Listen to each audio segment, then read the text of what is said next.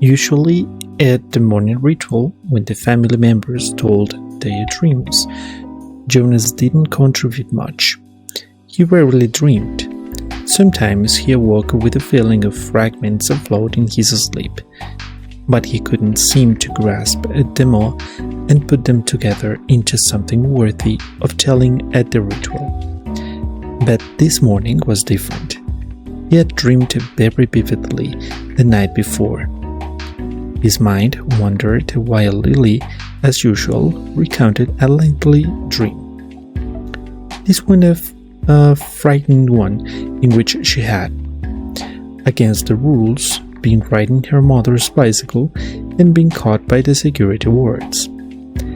They all listened carefully and discussed with Lily the warning that the dream had given. "Thank you for your dream, Lily," Jonas said the standard phrase automatically, and tried to pay better attention while his mother told of a dream fragment, a disgusting scene where she had been chastised for a rule infraction she didn't understand. Together, they agreed that it probably resulted from her feelings when she had reluctantly dealt punishment to the citizen who had broken the major rules a second time. Father said that he had had no dreams. "Gave?" Father asked, looking down at the basket where the new child lay gurgling after his feeding, ready to be taken back to the nurturing center for the day. They all laughed. Dream-telling began with threes.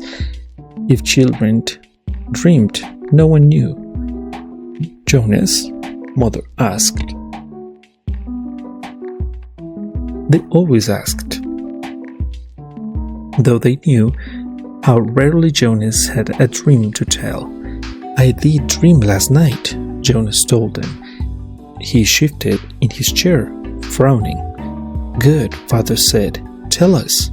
"The details aren't clear, really," Jonas explained, trying to recreate the odd dream in his mind. "I think I was in the bathing room at the House of the Old." "That's where you were yesterday," Father pointed out. Jonas nodded, but it wasn't really the same. There was a tub in the dream, but only one, and the real bathing room was, at least, with some many rows there.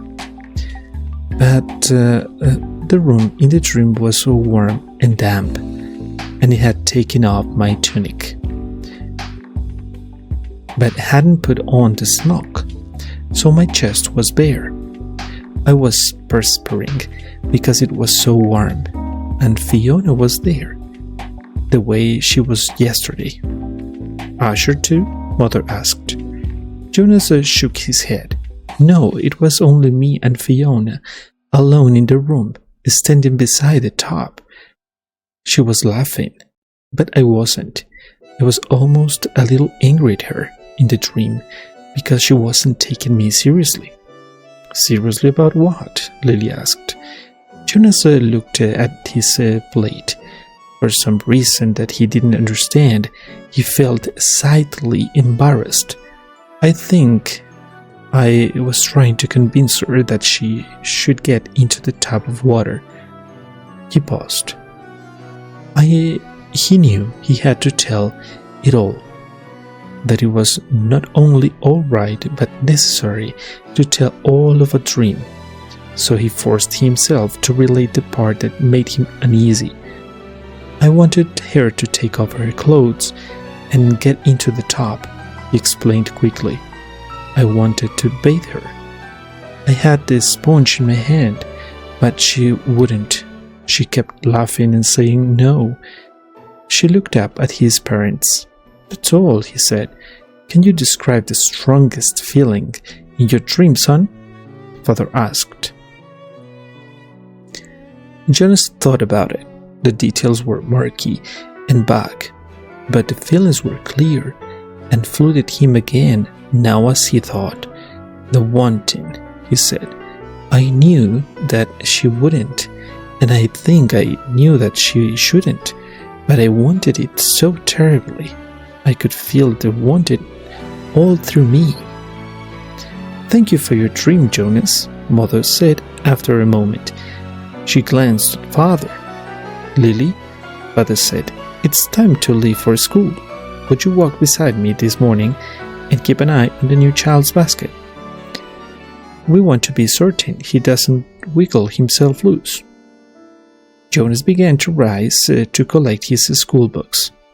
He thought it surprising that they hadn't talked about his dream at length before the thank you. Perhaps they found it as confusing as he had. Wait, Jonas, Mother said gently.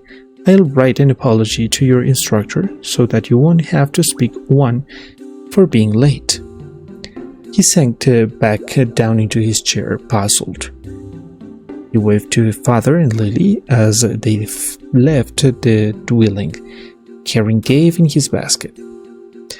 He watched while Mother tidied the remains of the morning meal and placed the tray by the front door for the collection crew. Finally, she sat down beside him at the table.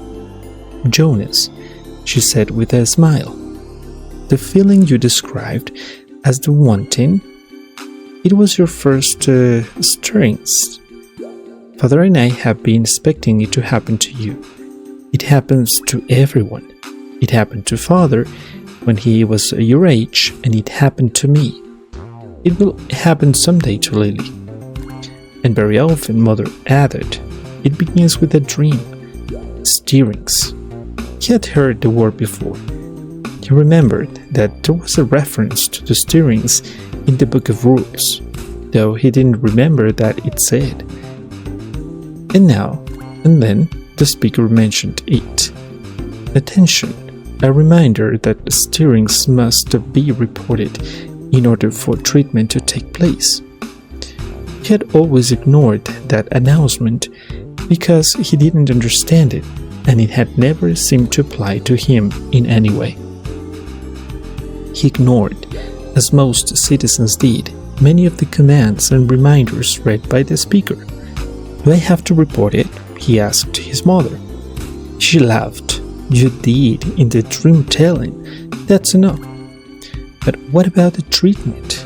The speaker says that treatment must take place. Jonas felt miserable, just when the ceremony was about to happen. His ceremony of 12. Would he have to go away someplace for treatment, just because of a stupid dream?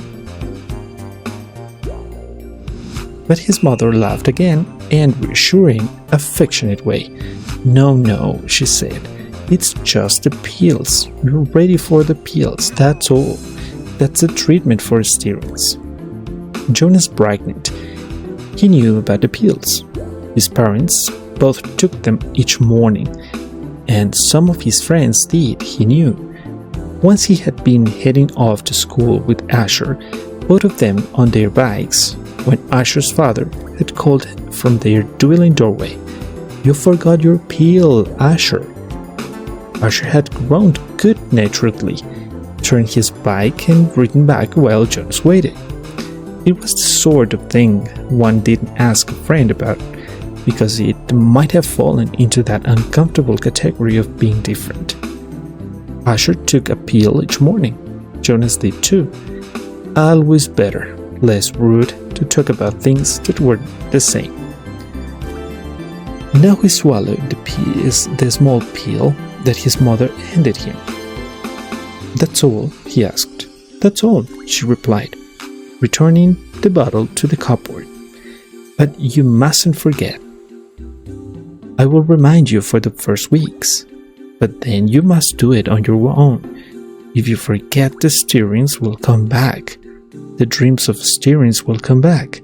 Sometimes the dosage must be adjusted. Asher takes them," Jonas confided. His mother nodded, unsurprised. "Many of your groupmates probably do, the males at least, and they all will, soon, females too. How long will I have to take them?" "Until you enter to the house of old," she explained. "All of your adult life, but it becomes a routine. After a while, you won't even pay much attention to it. She looked at her watch. If you leave right now, you won't even be late for school. Hurry along. And thank you again, Jonas, she added, as he went to the door, for your dream. Pedaling rapidly down the path, Jonas felt oddly proud to have joined those who took the pills. For a moment, though, he remembered the dream again. The dream had felt pleasurable, though the feelings were confused. He thought that he had liked the feelings that his mother had, called stirrings.